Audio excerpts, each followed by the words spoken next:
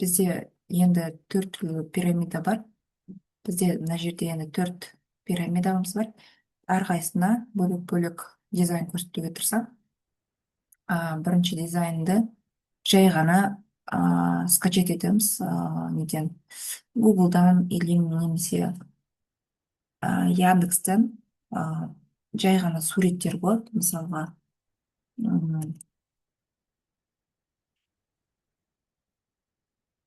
демадик, осы жердегі ұнаған бір суретті аламыз, қыс мезгіліне лайықты. Мысалға осы суретті алайық, копировать, ставить дейміз.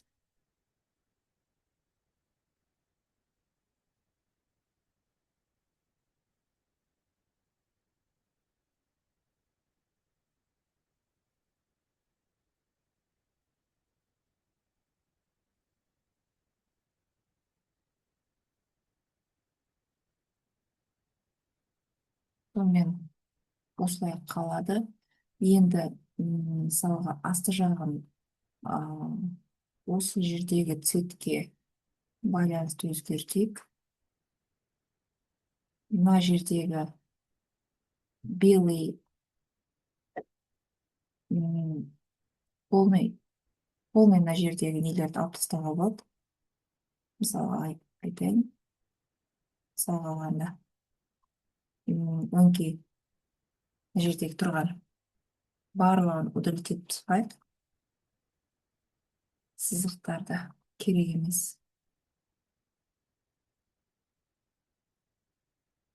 Мына жерден кіреміз и осылай барлығын удалить етіп тастаймыз.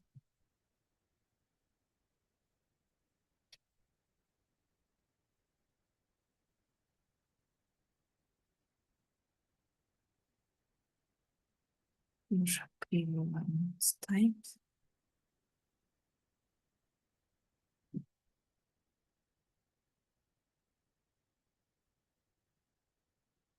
Мына жерде енді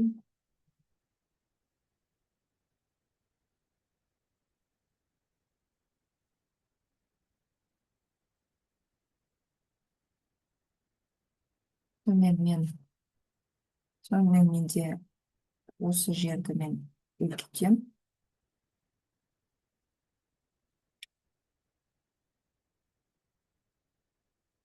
Сәйкестендіреміз.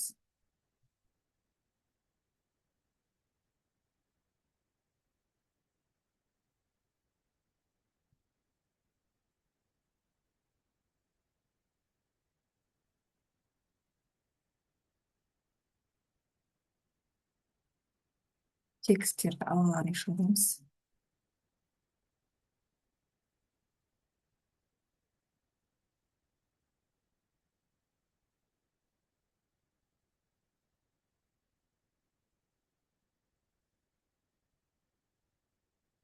Ары қарай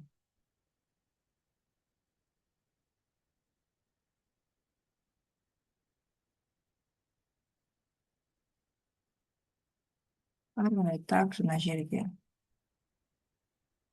өзіңіздің сеткаңызды қойсаңыз болады.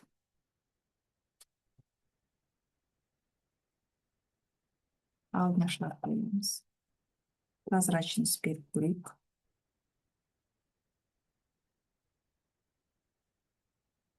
Квадратиктерді кішкене округлить етейік. Осылай.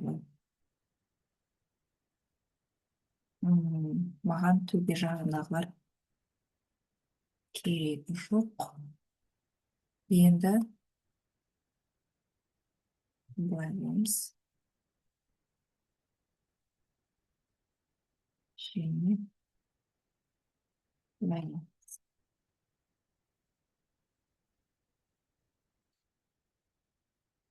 Осыны копировать етіп астына қоямыз да.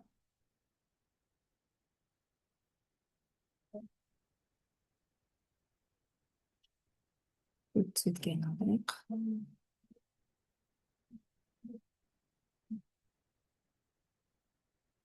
Астындағымызды шығарып аламыз.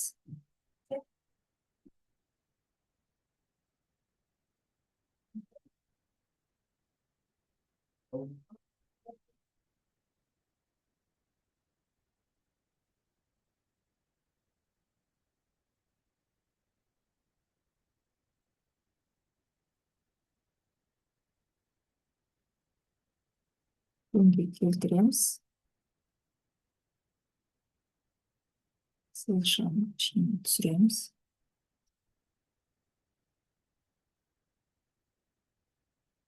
Бұл жерде жаңағыдай айтқандай қызыл қылсаңыздар да болады, осылай сразу. Мысалы, суббота, воскресеньені қызыл қылатын болсақ.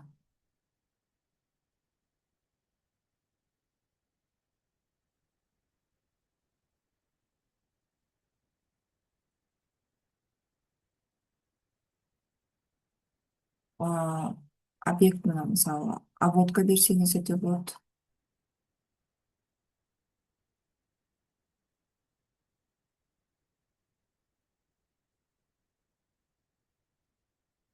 Печать под заливкой.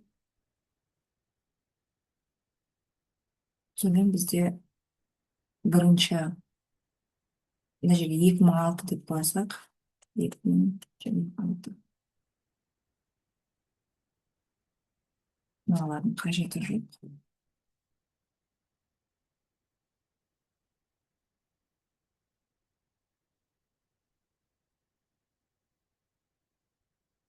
Егер біз осылай жазатын болсақ, олардың қажеті жоқ болады. Бұл жерге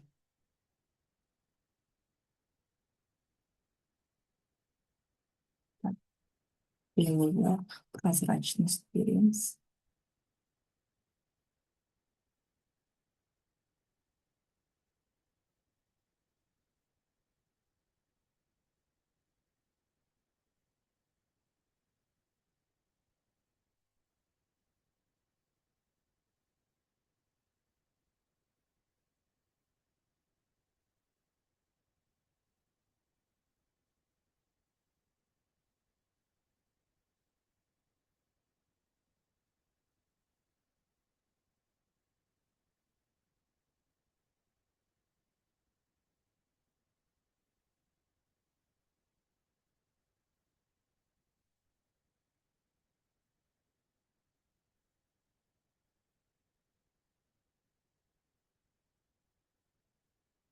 Вычитание жасаймыз. Где-то на 20-ку. Потом қара емес, именно осының цветін берейік. Где-то здесь уже 50 қысақта болады. Можно вот так. И сонымен бізде 2026 в прозрачном виде вот.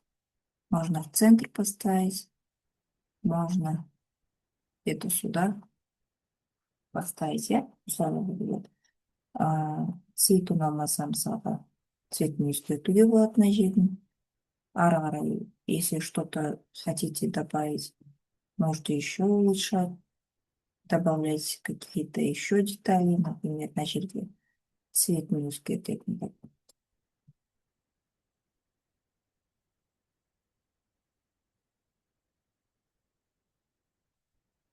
Также екінші шетіне бұл.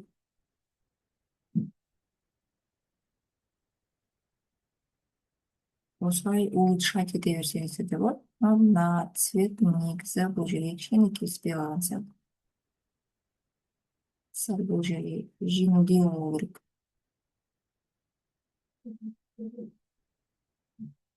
Осылай сияқты.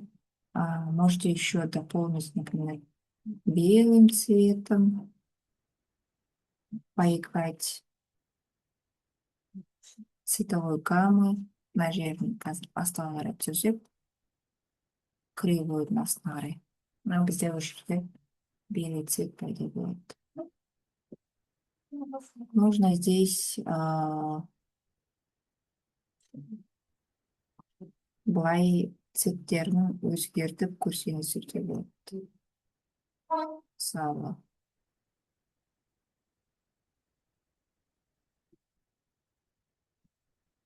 Мысалы, осылай дизайн жасай бересіздер. Мына белый емес, серебристый қылсақ та болады, қараңыздар. Былай, егер сіздерде дайындалған түрі бар болса, мысалға серебристыйды осы сереброны қойсаңыздар да болады.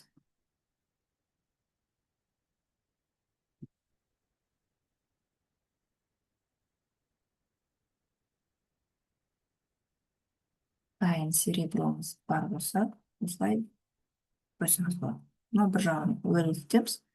Заново копировать, ставить, шетке қаратамыз, қайтып мына жаққа келеміз.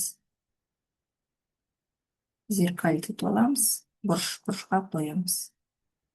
Сонымен біздің бір дизайнымыз дайын деп айта берейік. Бұл жай ғана. Бұл жерде біз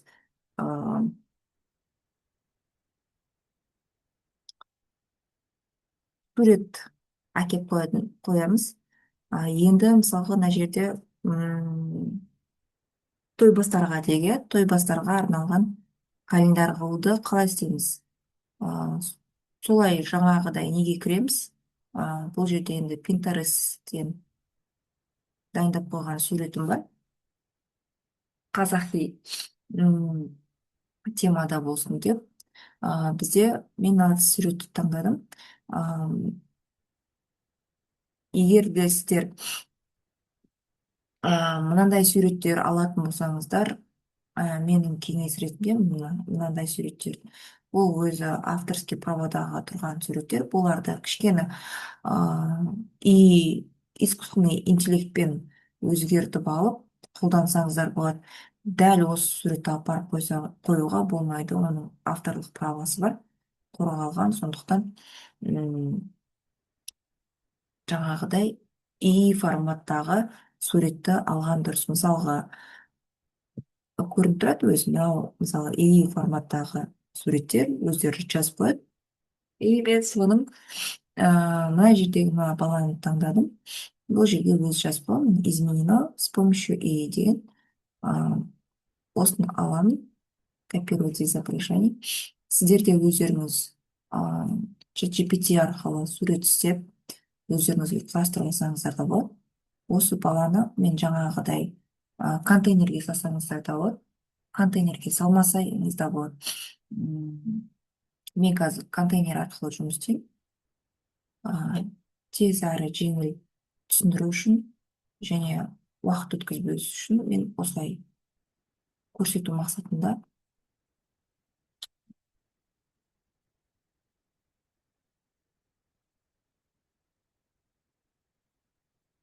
Ең біз мысалға айтайық, ортаға қояйық приблизительно.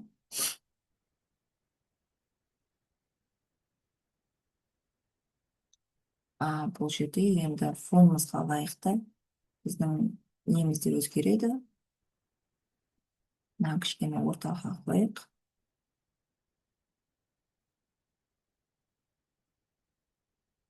Суретті.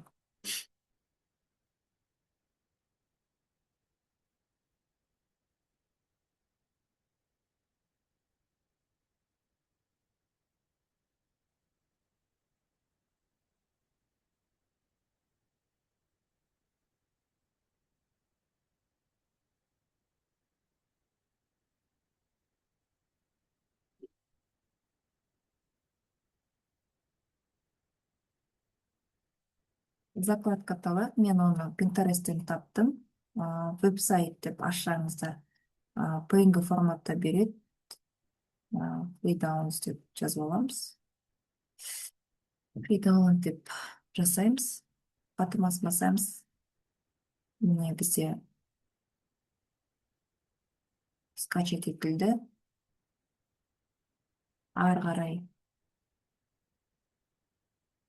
извлечь.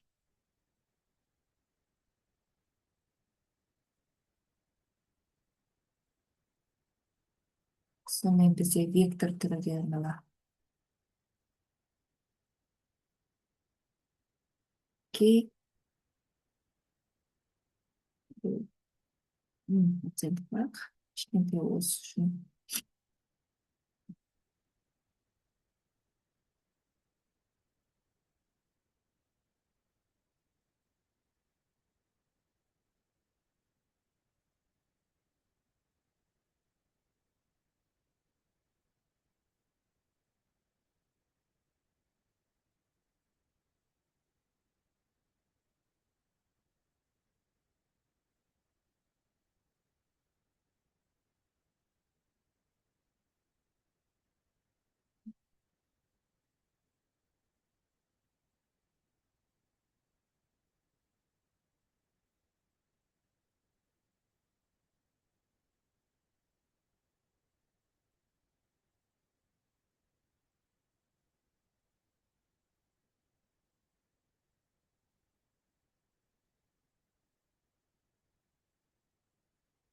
Бұны және былай өзгертуге болады формасын.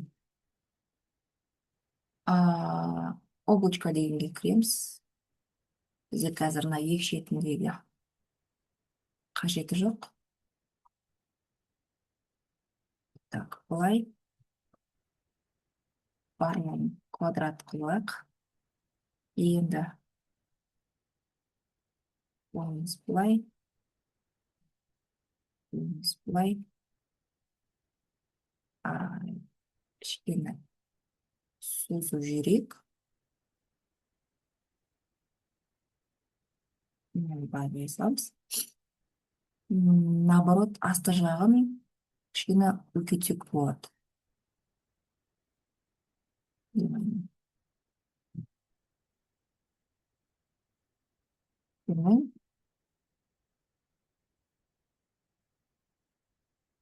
Жазамыз. Енді мына ішіндегі суретті де өзгертейік. Мына баланкіндегі жазамыз мына жерге.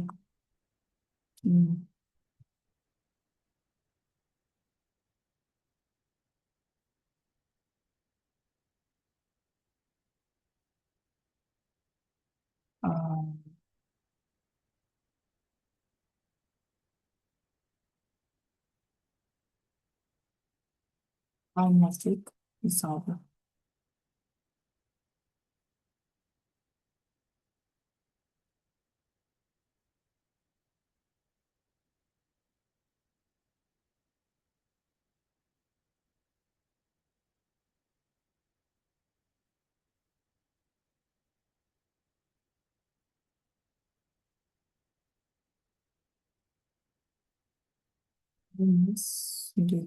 Той деп жазып қойсақ.